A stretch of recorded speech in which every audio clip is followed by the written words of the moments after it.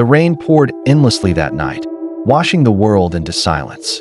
Raghav's car had broken down on the deserted highway, and after an hour of struggling in the storm, he spotted a dimly glowing sign ahead, an old lodge. Its letters flickered like a dying heartbeat, and the building stood crooked as if tired of existing. He stepped inside, dripping wet. The air smelled of dust, damp wood, and something faintly rotten. At the counter sat an old innkeeper, his hands trembling as though carrying invisible weight. His eyes were pale and hollow, as if sleep had abandoned him years ago. "You need a room?" the old man asked, his voice dry. "Yes," Raghav replied, tired and restless. The innkeeper slid a key across the counter, but before releasing it, he whispered, "Room 5. Don't go near room 6.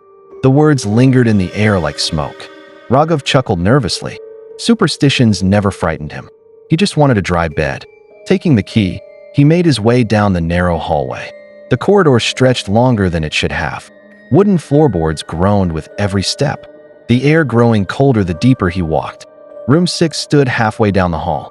Its door was slightly ajar, a crack of pitch-black darkness spilling into the hallway. Raghav paused. The rain outside thundered like warning drums. And then he heard it. A whisper, faint but unmistakable. "Asterisk, Raghav. Come inside." Asterisk. His chest tightened. Nobody here knew his name. He shut the door quickly and hurried to room 5, locking it behind him. Inside, the room was small but decent, a bed, a wardrobe, and a single flickering bulb overhead. He tried to shake off the unease, convincing himself that he had misheard.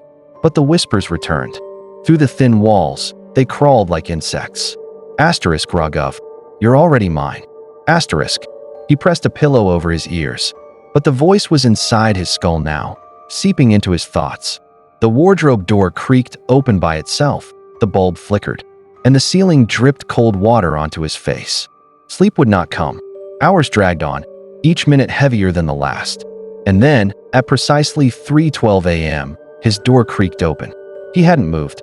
He hadn't touched the lock. The hallway stretched before him, silent, endless. And room 6's door, wide open now. No light, no shape, just a void darker than the storm outside. Something in him resisted, but another force pulled stronger. He stepped out barefoot, heart hammering. The air was icy, his breath visible in the hallway.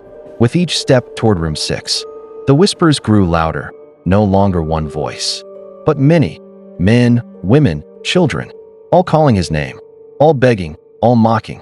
He crossed the threshold. Inside, the room was barren, stripped of life. Wallpaper peeled off the walls in long strips, black stains spreading like veins. The stench was unbearable, mildew, blood, and something long dead. In the corner, a single wooden chair faced the wall. On it sat a figure, slouched, unmoving. Its skin looked pale, rubbery, almost wet. Its hands twitched. "Who are you?" Raghav whispered, his voice breaking. The figure stirred. Slowly, it turned its head. It was Raghav, or rather, something wearing his face. The eyes were gone, leaving 2 black pits. The skin sagged like melting wax, peeling from the bones beneath. Its lips cracked into a grin, revealing jagged teeth. "I've been waiting for you," it rasped. "You checked into the wrong room." The floor groaned beneath him. From the gaps between the boards, pale hands reached out, thin, bony, endless hands. They wrapped around his ankles, pulling, dragging him down. He screamed, clawing at the walls. But the figure in the chair only rose and walked toward him.